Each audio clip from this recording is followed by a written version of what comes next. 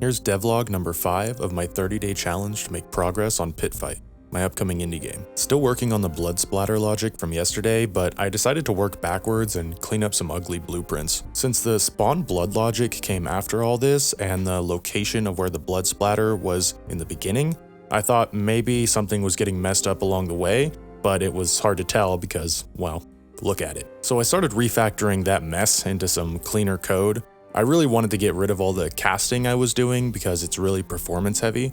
So I went with using blueprint interface calls, where whatever the object I hit will basically be asked the question, are you or do you belong to a player? To which only things that are or are related to players will be able to reply. If I hit the player model, it will just return itself. But if I hit something like a shield, it would return its owner, so no matter what, I get a reference to the player that I hit. I also had some separate shield logic where we do things a little differently if a shield is hit specifically, like playing a different hit animation or doing damage reduction. We check if it's a shield by just adding the shield tag to our shield, and then checking for that tag whenever we hit something. I spent a lot of time looking at my old blueprints, and instead of deleting it outright, I just remade the new logic underneath it since I forgot how it was working. This way I can go back and look at it and how I had things set up for a reference, and then use that for the refined blueprint that I was making. So you'll see me looking back at it a lot. Also, just to keep things clean, I decided to turn any data that I needed from the hit event into a variable.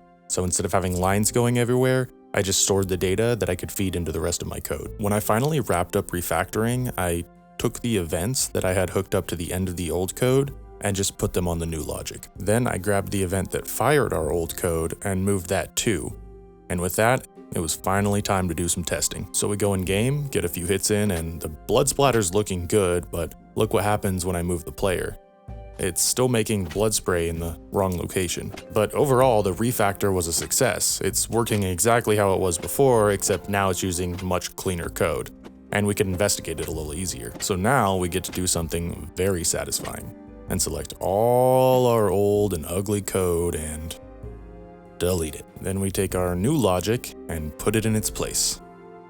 That's better. Then give it a comment to keep things tidy. After a few more hours of digging, I finally found the reason behind our duplicate blood splatters. You see, while I was testing different solutions, I was moving our splatter logic around all over the place. And one place I forgot to remove it from was our hit reactions. This little bastard cost me hours of my life to find. But now, I finally found it, and I could delete it for good.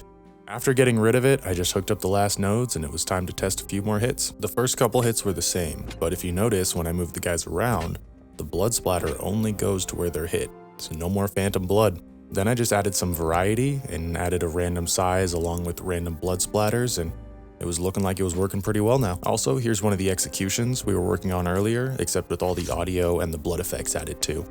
Thanks, nerds. Follow for more.